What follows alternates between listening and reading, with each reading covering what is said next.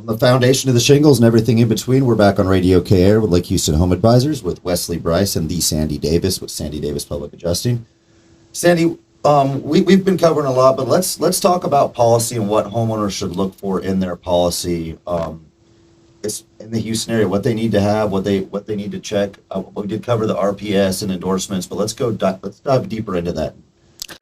Okay, so when you're shopping for a policy, the most important thing is to shop for the coverages. Look and see what's covered on the dwelling. Is that enough money? Would that be enough money to replace your whole house if it was to burn to the ground?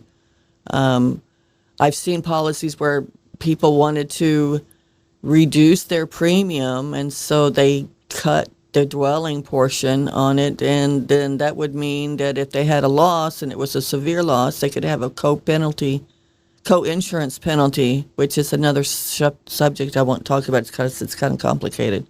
But you have to make sure that you have adequate coverage in case of a total loss. And the other thing you want to look at is what's your deductible. Most policies in Texas now, they have 2% on wind and hail. Some have a hurricane deductible. I've seen it as much as 10%. 10%. 10%. Wow. Right. I've also seen, I saw an Allstate policy where her wind and hail was 4%. Oh boy.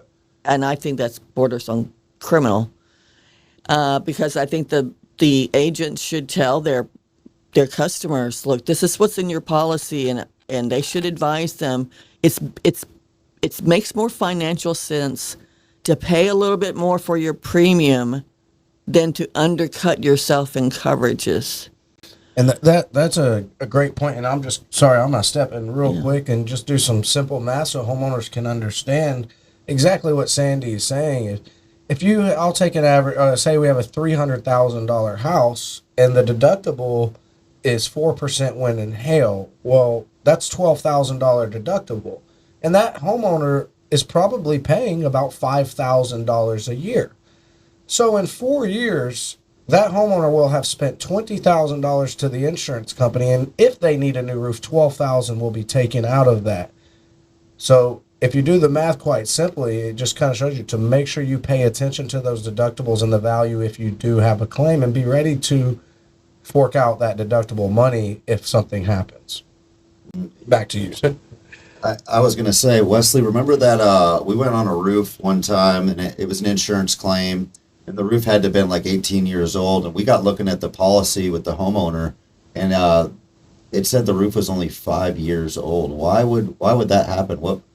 I know why, but I want you all to explain to the homeowner how that would happen and why you would see that.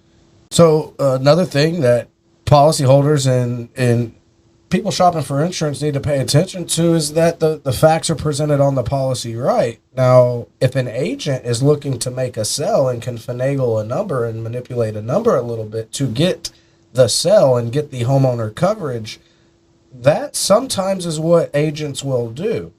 Now, that can come back and harm the homeowner, just like you're talking about in this instance where maybe the agent was trying to do, they were really trying to do themselves a favor to sell the policy, in my opinion. But at the end of the day, that'll come back and hurt the homeowner, because when they realize how old the roof actually is, they're going to pay off of that portion. And so that's where this industry really needs to turn, where everybody has to be held accountable. And it does start with the policyholder, and it trickles down to the carrier, to the contractor, and the public adjuster.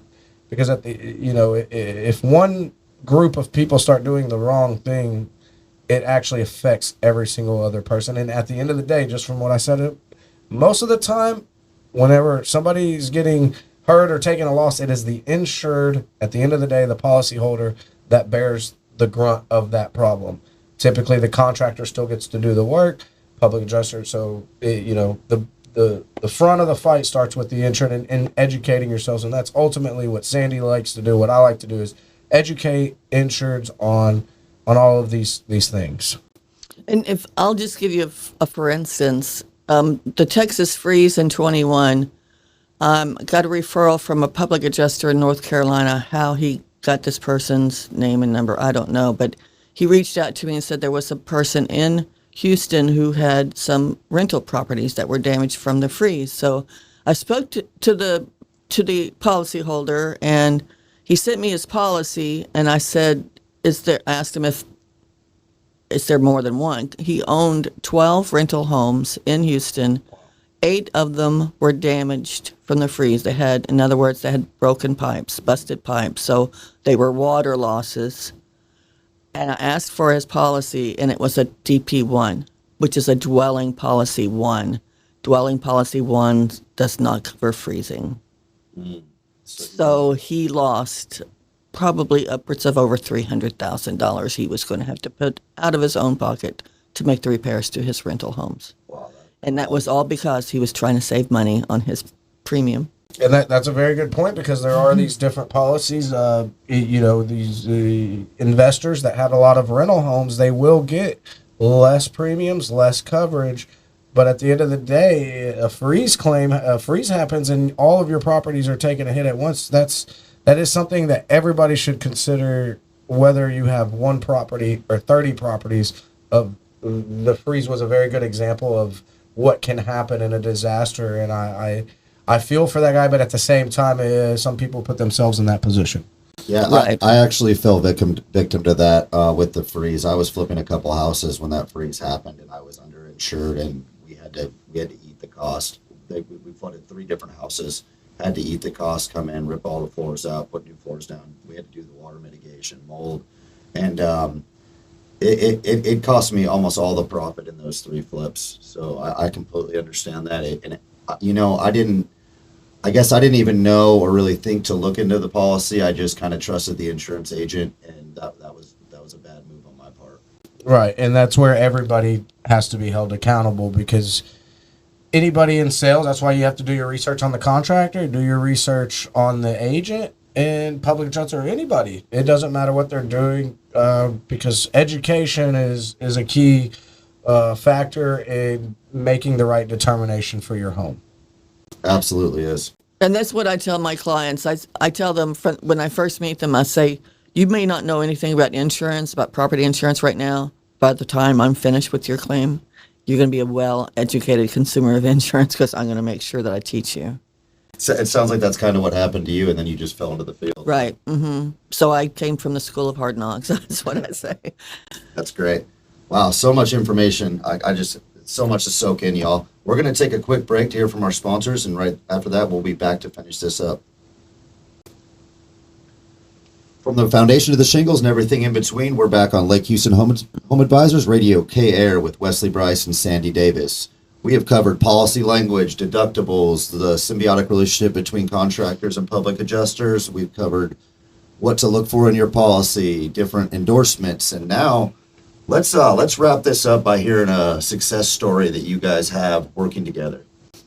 So we actually have quite a few, but one really sticks in my mind where I was referred to a customer. It was actually insurance agency that we are network referral partners with, and things weren't going his client's way, and they sent Shout me out his to way. Helix Insurance Group. Yep, Helix Insurance Group in Tiki Island. So what happened was I get over there and assess the loss. This was a tornado in January that actually hit this homeowner's house. It had all types of damage: siding, garage door, gutters, the roof. My initial estimate, now this was in January, from the tornado loss was around $45,000. That was my estimate, and I did meet the insurance out there, and their initial assessment was the first one I believe it was about $5,500. The homeowner had a $3,500 deductible. The carrier issued a $2,000 check. Okay, so that was their starting point, and obviously you see mine, and that's where the pickle starts. Is the gap is just astronomical. So I documented everything, did my part as a contractor, resubmitted my estimate with full explanations. Carrier stuck to their guns. They aren't paying. Okay, so now I begin conversations with the homeowner about Sandy Davis, and the next day they get hit by a hailstorm with golf ball sized hail in between the claim. So now their roof is definitely totaled, and so it should be open and shut now, no problem. I don't think I'm going to need Sandy. Well, I take the pictures of the hailstorm, submit all that, and the insurance company is now suggesting a new claim with a new deductible because it's a different storm and they didn't approve it. So, long story short, right back to Sandy, and I'll kind of let her take it over because at this point my hands are tied. I've submitted everything, done my explaining. They're shutting the door on me, and now I have to stick the pit bull on them, and Sandy comes in, and I'll kind of let her take it from there. So it does happen, not frequently, but occasionally it does happen where somebody files a claim for a storm, and like in this situation, there was the tornado in Deer Park in January of this year, and then it was, I think, 6 weeks later, there was a hailstorm in the same area. So I always advise, no, don't file another claim. Just let's stick with this original claim, and that's the one I'm going to fight.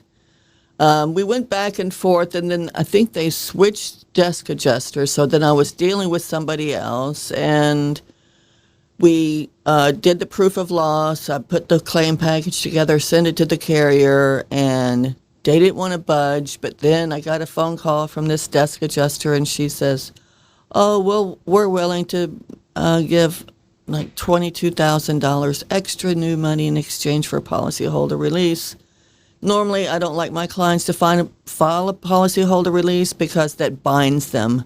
They can't do anything else after they sign such a document because they give up their right to, they waive their right to litigation or anything else further. So I said, no, we're not going to take that. And then I think she came back with $26,000 new money. And I waited a couple of days, and I talked to my client. I talked to Wesley, the contractor, and I came back and said, I asked Wesley, what is it that you need? And so he gave me a number. I think you said 30, and I said, 30, that's not enough. So I responded in the email to the desk adjuster, no, 26 is not going to be enough. My client is declining that offer. But if you make it 36, we've got a deal. And sure enough, she sent the letter saying they were going to pay an extra $36,000. So, and so yeah, me telling Sandy, hey, I need 30. That as the contractor, I'm always looking out for the insured and their costs, making sure they don't have to pay more than their deductible, and I can still get the job done. So the end result, what happened was the insurance carrier paid enough to get the work done. Sandy's fee is 10% of that claim, which is roughly $3,500. The insured was still left with, at the end of the day, enough money for me not only to do the work, but to upgrade their roof to an impact-resistant shingle, which is something that Sargon is really big on, is putting impact-resistant shingles on. So if another hailstorm comes next year, they are not going to need a new roof. And they're also going to get an insurance premium discount because rest assured you, Mr. Dyer went and reshopped his insurance after the carrier played all this. Well, now he gets to go get new insurance with a different carrier with a brand new roof with an impact-resistant roof premium upgrade. So his premiums are a little bit less. And that's some of the things that we as a contractor try to do.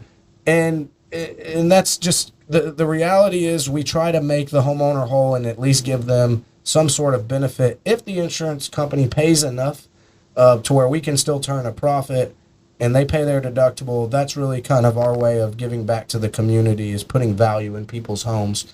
So the homeowner started with zero, with $2,000, not even enough to do their garage, and ended up getting their roof. This was not a large home, by the way. This is actually a smaller claim, but they ended up getting enough to replace the siding on their home, their garage doors, brand new roof system with an impact resistant, and they only paid their deductible. Sandy was made whole, and the insurance carrier no longer insures that homeowner. So that was a really great experience because it does show that was an insurance agent that we worked with, Helix Insurance Group, that writes these policies, and they don't like to see the carriers treat their clients wrong when they should be paying out. So it does show you that there are good people all throughout the industry that are willing to team up against the carrier, the ones with the real money and the power. But now you have an insurance agent, a broker, a public adjuster, a contractor, and a homeowner. That's a set of 4 people fighting the carrier. and I hate to say the word fight, but it is. It's a dog fight, but we always come out on top if the homeowner's properly educated and follows the steps that Sandy lines out for them. Man, I just love hearing success stories. It's what I love about the job is when we can all get out there and help a homeowner. Y'all, we're about to wrap this up. I want to thank you guys both for coming on. If you guys could both tell everyone how to get a hold of you and your social medias, your phone number, so if they do need you for a claim, they can reach out. Okay, so my name is Sandy Davis. My firm name is Armadillo Claim Consulting, LLC.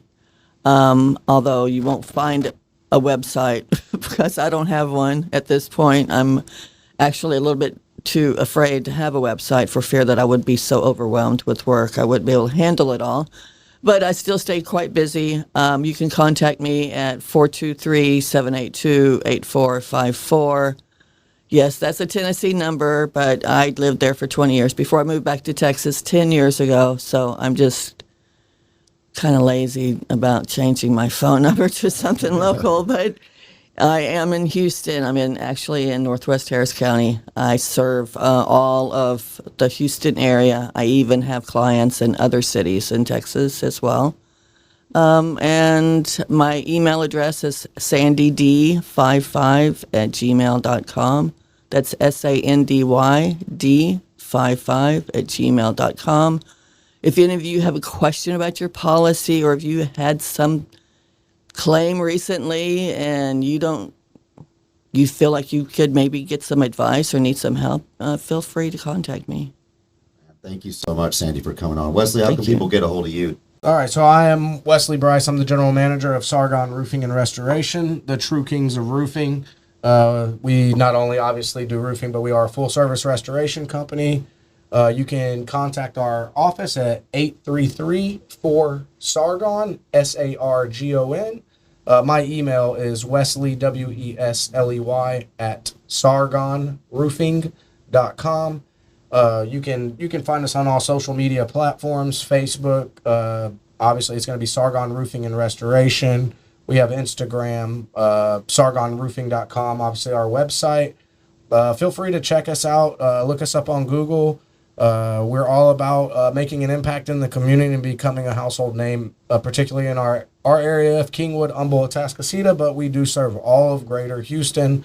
I grew up in Dickinson, so I do a lot of Texas windstorm claims. Sandy's familiar with Texas windstorm, so anybody within a 50-mile radius or 100, give or take, of downtown Houston, we have access to take care of you, both Sandy and I, and we look forward to hearing from anybody in need. If your insurance company did not, if you've made a claim and did not have representation at first, it's never too late. You can always get Sandy's services even if the claim has already been filed. Right. Great. Thanks for having us. Great show Thank you today, for guys. having Thank me. you so much. I really appreciate it. Signing off. You all have a good weekend. Thank you. You too.